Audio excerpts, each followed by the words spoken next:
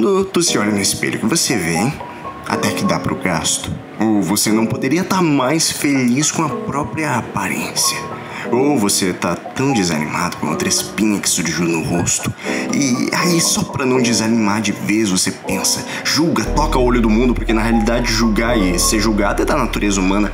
Tá tudo bem, é simples, vem do subconsciente as palavras. Ei, pelo menos eu não sou tão feio quanto ele. Triste, sim, talvez até um pouco fútil, claro, mas muito humano. O rótulo, na verdade, ele é bem difícil de se colocar, né? Tu se olha no espelho e não sabe quem é, pergunta do que você fez, a vida no caso, e diz, eu sou feliz. Ao relance do olhar se ama, mas quando foca, é infeliz. É com esse poema, simples, mas efetivo, que eu te explico. E se? E se a tua aparência se tornasse obsessão? Eu quero ser e não posso, por tal motivo eu não sou. É normal ficarmos inseguros, vez que outra, quando nos olhamos no espelho, porém existem pessoas que levam um patamar a mais. Não é só insegurança, é o motivo que fez você falhar na vida. Involuntário e céu de celibato. O nome de um grupo, um tipo, uma sigla que auto-intitula que você é inapto para ser amado. Seja porque o teu nariz é enorme, porque você tem 1,60 m, porque você não sorriu na foto de formatura do colégio. Esses são alguns dos muitos motivos que os incels julgam ser alguma da série de fatores como beleza e status sociais que lhe prendem de alcançar o tão desejado contato feminino. A aparência, ou a falta dela, fez você ser um completo fracasso e agora tá na hora de você lidar com isso. Ou pelo menos é isso que se entende quando procuramos na internet. Você já pode ter sido xingado disso, ou por curiosidade eu ouvi falar no termo, mas não tinha certeza do que realmente era. E, se assim como eu a curiosidade bateu, você veio aqui descobrir. Pois é, afinal, quem são essas pessoas? Foi o que eu me perguntei e me deparei com um gigantesco buraco de minhoca minado de bifurcações. A primeira vez que eu ouvi falar deles foi num fórum muito peculiar, conhecido como Vale Tudo UOL. Hoje já é extinto, que Deus o tenha, para o bem e para o mal. Foi mais ou menos em 2012, quando eu tinha meus 12 para 13 anos de idade, que eu comecei a lurcar lá, sabe? Olhar o que eles diziam, dar umas risadas das besteiras e tudo mais.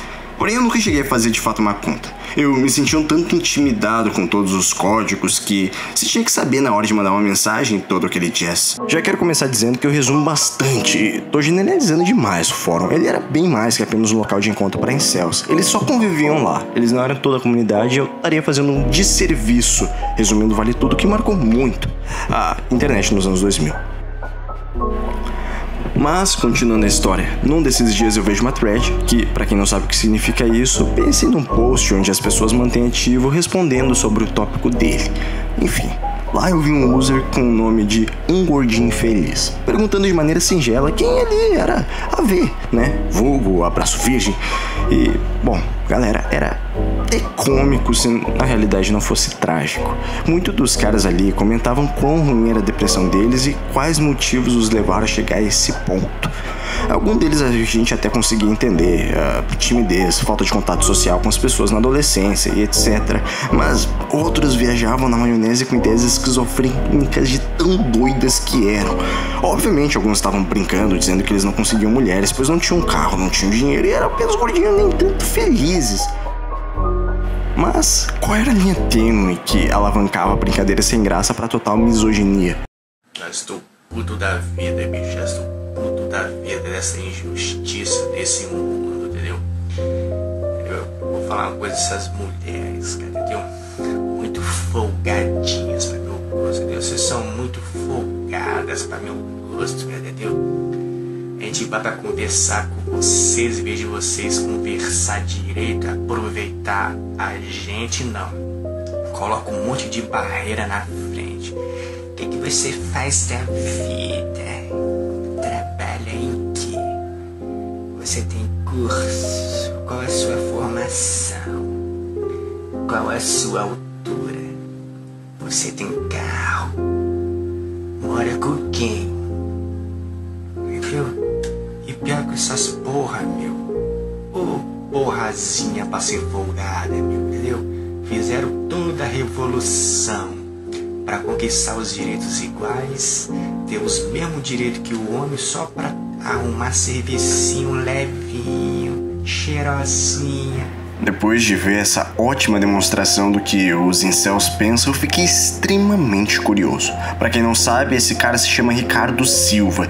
Ele era um youtuber e também era extremamente ativo no fórum Vale Tudo. Lá ele contava sobre a vida dele, o ódio que ele sentia sobre as mulheres e a injustiça que a vida era enquanto você era um homem. Então fui tacar no Google. Escrevi assim em inglês: incel.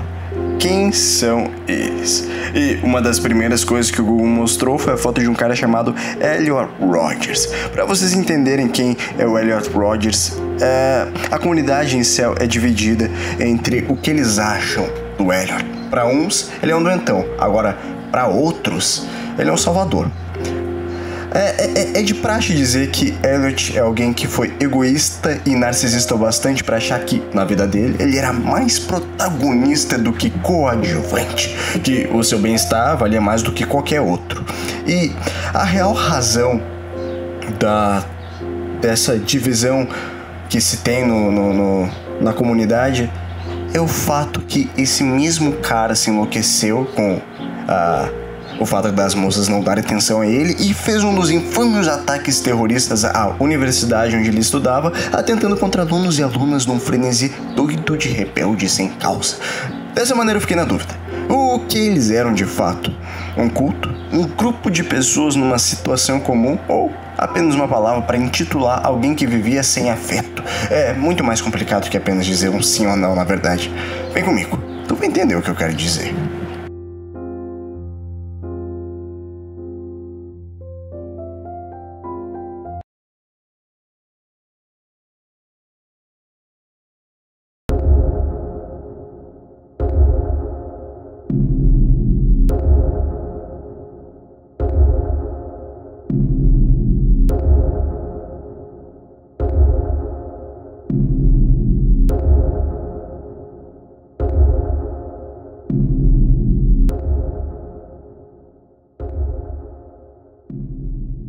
Em 1993, Alana, uma universitária, percebam a ênfase no A, porque, sim, a criadora do termo incel é uma mulher. Pasmem. Criou um site visando seu projeto na faculdade que chamava-se Alana's Involuntary Celibacy Project, que traduzido ficaria o projeto de celibato involuntário de Alana. Nele, pessoas podiam compartilhar seus pensamentos e ideias sobre o assunto, sobre como pessoas tímidas poderiam aprender a se relacionar melhor e tudo mais. Pensem num Facebook, só que em 1993 só pessoas que de fato sentiam-se solitárias usavam. Naquela época, incel era chamado de imbecil, e depois de um tempo mudou para como nós conhecemos hoje para sair mais bonito da boca. Essa sigla, que era usada para identificar cada e qualquer pessoa que se sentia deslocada na sociedade e desejando por contato humano. Bom, como nós sabemos, essa sigla degringolou para algo bem mais extremo. Vale notar que a Alana mesmo se considerava lésbica, e o site até recebeu alguns prêmios dentre a comunidade LGBT, recebendo muitas pessoas que viam lá uma maneira de expressar sua sexualidade, frustrações e medos, sem medo de serem julgadas pela comunidade mainstream. Então, quando aconteceu essa mudança? De site e comunidade alternativa, onde pessoas podiam expressar seus medos e inseguranças para um grupo extremista, conservador e altamente machista. Acontece que a Alana parou de gerenciar o site mais ou menos por volta de 2003 e o entregou para um dos usuários. Foi aí então que as coisas começaram a ficar meio estranhas, por assim dizer. Os tópicos tornavam-se tóxicos, pessoas eram julgadas e virou um caos. Tanto que a Alana pediu para que fechasse o servidor do site. Um ano depois, nasce o site alemão conhecido na época como Parsimony Forum 3708. Parsimônia, que significa o ato de uma pessoa ser moderada, que evita conflitos, exageros e age com...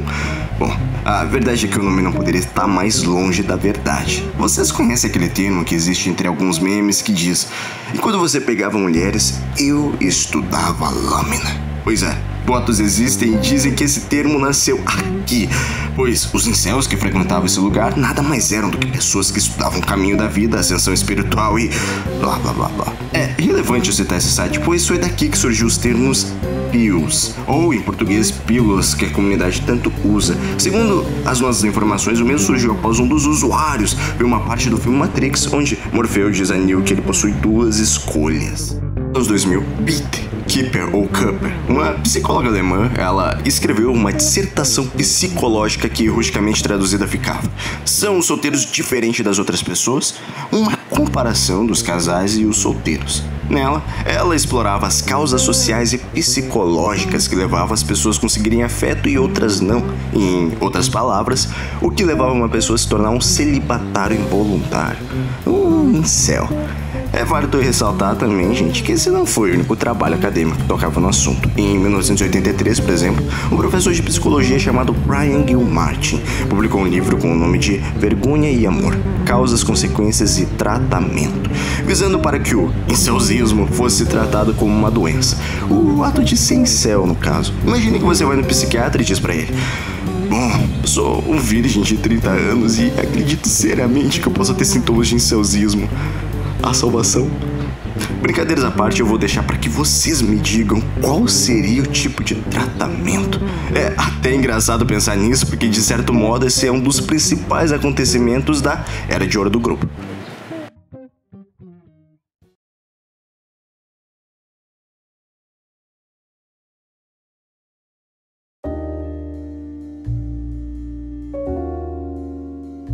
A Era de Ouro da comunidade incel foi representada pelo grande aumento de notoriedade que o movimento ganhou, tendo sido também a época onde uma de suas maiores comunidades nasceu. Inúmeros documentários e filmes foram feitos acerca do assunto e a sensação de identidade de como é e o que é ser um incel se destacava. Grupos que possuem ideias mais extremas em relação ao amor e ao relacionamento em geral, o aspecto físico e cultural que o mesmo tinha e, também, por ser uma comunidade majoritariamente de homens heterossexuais, suas frustrações eram praticamente voltadas direto ao sexo feminino. Foi nessa época que nós presenciamos de onde vinham as ideias mais absurdas da comunidade. Coisas como namoradas financiadas pelo governo, a queda do romantismo e muito, mas muito mais. Para vocês terem ideia, em 2000, um grupo de caridade para disabled cells, que basicamente são incels com deficiências físicas, nasceu, chamado TLC Trust. Uma observação gigante para o mesmo não ser confundido com outro grupo do mesmo nome que provém um tipo diferente de auxílio a pessoas com deficiência. TLC Trust é uma ONG britânica cujo principal objetivo é oferecer serviços sexuais para homens e mulheres com limitações físicas, de maneira qual eles podem entrar em contato com prostitutas que estão cientes e experientes com esse tipo de cliente. O que pode parecer estranho, mas nem tanto quando descobrimos que, em 1992, o governo holandês decretou uma lei que pessoas debilitadas eram intituladas a ter relações sexuais nem mesmo que o governo pagasse por elas. Se necessário, é claro. Foi essencialmente o primeiro governo moderno a criar uma lei que dizia que o sexo é sim um direito humano. Em 2003 nasce Loveshare, que eu tô citando aqui pois é um ótimo documentário mostrando a vida de alguns dos usuários do fórum do mesmo nome e como eles lidam com o incelzismo. Mas, falando sério, quem tiver oportunidade e tiver interessado no assunto, dá uma olhada. Tem ele completo no YouTube e é muito bom. Continuando, enfim. Um tempo depois de Loveshare nasce o infame 4chan, que pode ser considerado muitas coisas. Para quem não o conhece, ele é um site de mensagens de imagens exclusivamente anônimas, onde pessoas podem conversar sobre diferentes e qualquer tipo de assunto, sem quase restrição alguma. Entende onde eu tô chegando, certo? Ok. O site é tão polêmico que merece um vídeo em particular só para ele. Não é um mistério que o Japão tem uma grande proporção de incels, e isso se deve em alguma parte devido à cultura que nascia naquela época. Dois grupos se destacavam, sendo eles um grupo japonês, marxista, anticonsumista, ativista do direito dos homens chamado Karukido, que traduzido significaria a Aliança Revolucionária de Homens que Mulheres Acham Não Atraentes. Esse grupo tinha a intenção de acabar com a cultura do amor e fazia protestos não violentos contra o Dia dos Namorados e todas as outras datas que visavam algum tipo de relacionamento. O segundo grupo não é uma comunidade de fato, mas sim uma maneira para classificar um grupo de pessoas com um comportamento em comum. Os hikikomori, que rusticamente traduzido seria implodir, ficar confinado, são pessoas cuja isolação social é tanta que elas passam 24 horas por dia dentro de casa, sem ou com o mínimo de interação social possível. negligenciando seus estudos e de fato não amadurecendo para a vida adulta, dependendo do salário do pai e da mãe para sobreviver. Um problema grave, pois quando o proveniente torna a falecer, eles não têm meio, maneira ou qualquer forma de sustentar, tornando-se inaptos para conviver na sociedade. As pessoas que sofrem desse comportamento muitas vezes tendem a suicidar-se pelos problemas que a acompanham. Estima-se que mais ou menos 500 mil de japoneses são hikikomori, e também uma comunidade crescente se encontra também no Brasil e em outros países. Enquanto os hikikomori não necessariamente são incels, eu estou incluindo eles aqui pelas similaridades um com o outro e quão grave pode se tornar a negligência social na vida de um ser humano. O local onde mais se viam pessoas que se intitulavam hikikomori era uma das boards do Fortune, conhecida como R9K. A abreviação conhecida de um script de bate-papos para diminuir spams. Esse board, que era e é notório pelos seus tópicos sobre depressão e como a vida é inútil se você tem 1,63 m ou 1,90 m, ou é gordo, ou é negro, ou é branco, asiático, rico ou pobre, por aí vai. Por algum acaso também foi aqui que surgiu aqueles famosos memes de green tests que hoje a gente vê por aí. É notável dizer também que foi aí que veio o ressurgimento da cultura do peguete, e isso foi um marco para os incels também.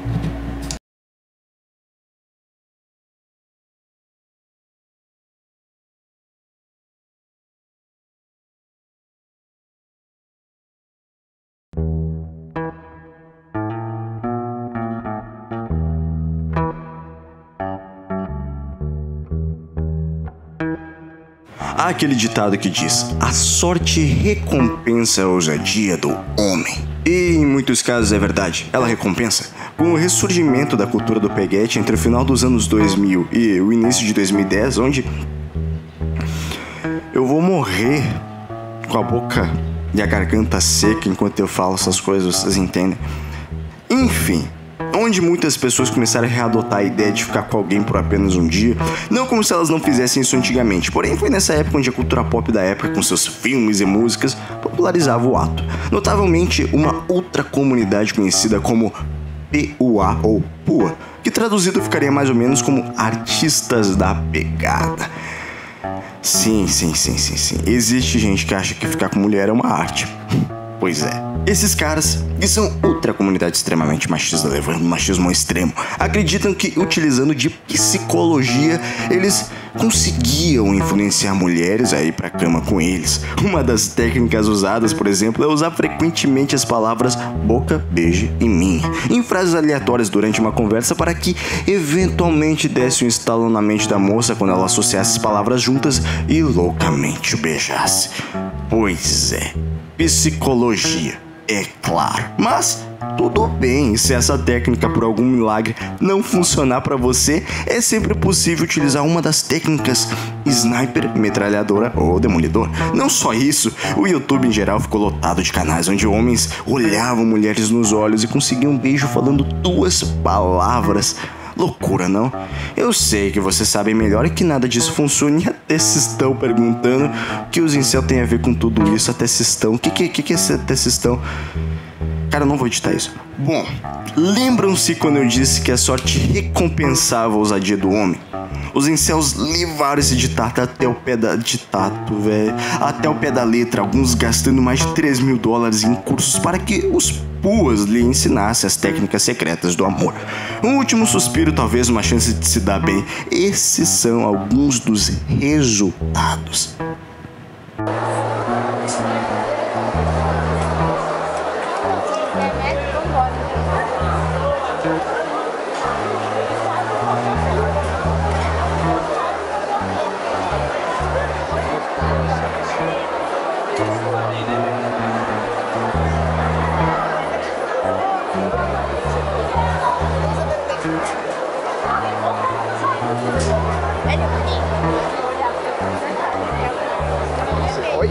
Oi, tudo bom? Eu achei todas vocês bonitas, queria conhecer uma de vocês. Queria conhecer uma de vocês aí,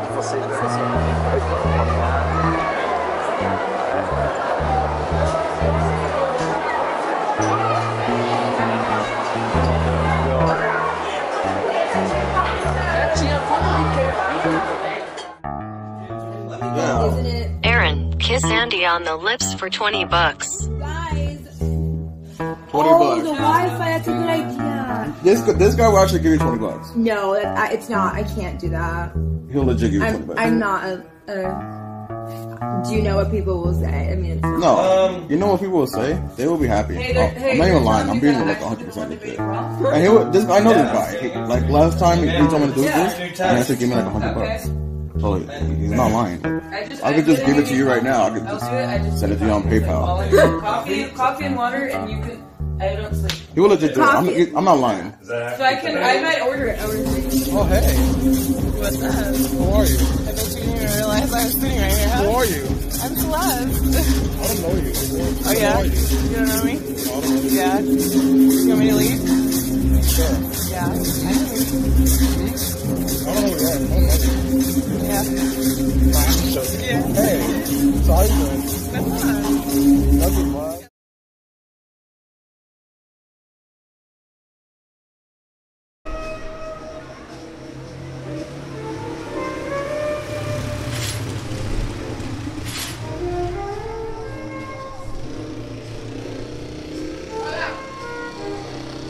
Até onde chega o limite do ser humano?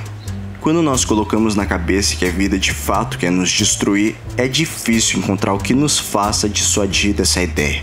No fim, nada, absolutamente nada dá certo.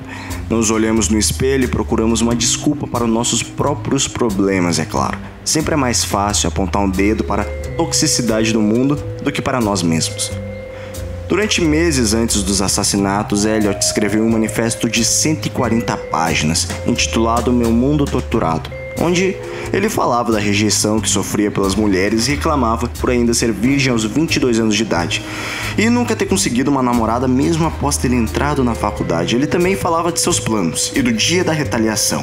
Esse manifesto foi publicado na internet e Elliot o enviou por e-mail para seu psicólogo e para sua mãe. Segundo o Wikipedia, exatamente 13 minutos antes do tiroteio começar, o psicólogo ligou para Tim Roger, a mãe de Elliot, para alertá-la do e-mail que ele havia acabado de receber.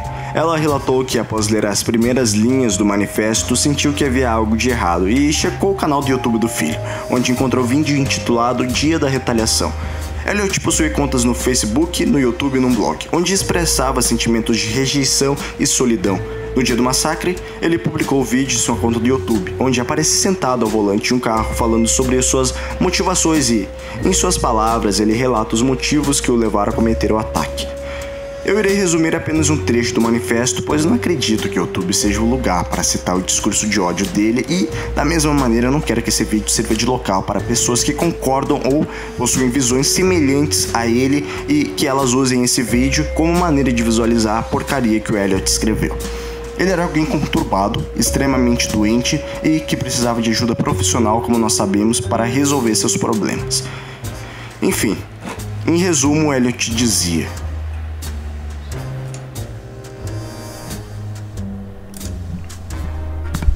Bem, hoje eu serei um deus comparado a vocês, que serão todos animais, e eu vou fazer coisas ruins contra vocês como animais. Serei um deus, e minha retribuição virá para todos aqueles que merecem, aqueles que viveram uma vida melhor que a minha. Os caras populares nunca me aceitaram e agora eles pagarão por isso.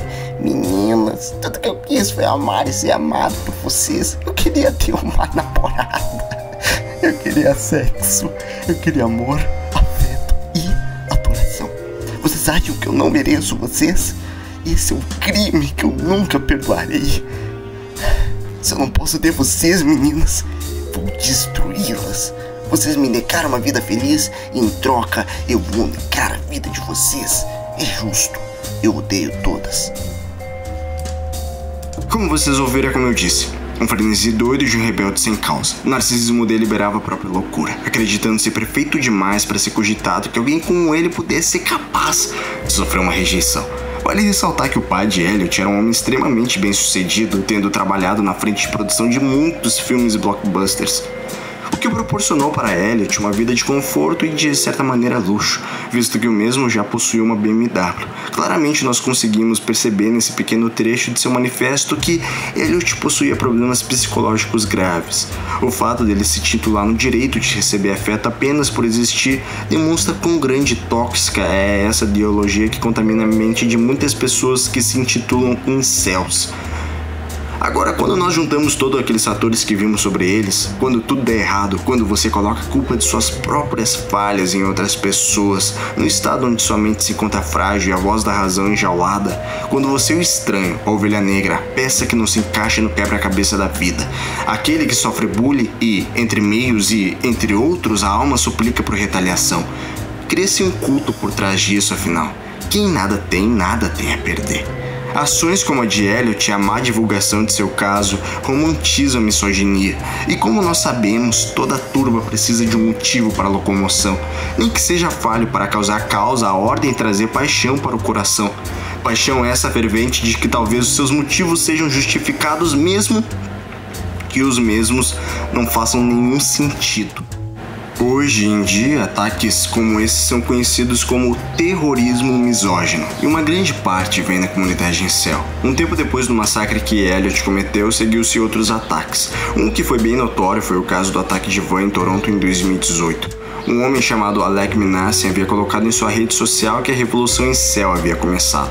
Aparentemente, os incels tomariam os lugares dos chads, que, para quem não sabe o que é como eles chamam os caras populares. E, dessa maneira, eles planejavam conseguir o afeto das mulheres que eles tanto clamavam. Após mandar o post em suas redes sociais, Alec alugou uma van e atropelou os pedestres que se encontravam no centro da cidade naquele momento, matando 10 pessoas e ferindo 16. Quando perguntado se o mesmo considerava-se um incel, ele respondeu que sim, e que se não fosse Elliot abrir os olhos dele, ele nunca teria percebido quão cruel as mulheres eram.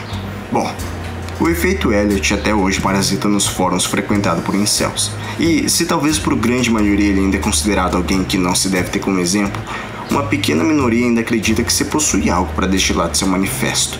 Parece loucura, né? Quão grande e complexa é uma palavra. Uma sigla pode ser. Nos faz pensar no termo em si e a conotação que possui. É da natureza em geral que haja competição para encontrar um parceiro na vida adulta. Quando nós perguntamos para alguém o que os faz seguir adiante, muitos responderão que é, no fim, amar e ser amado.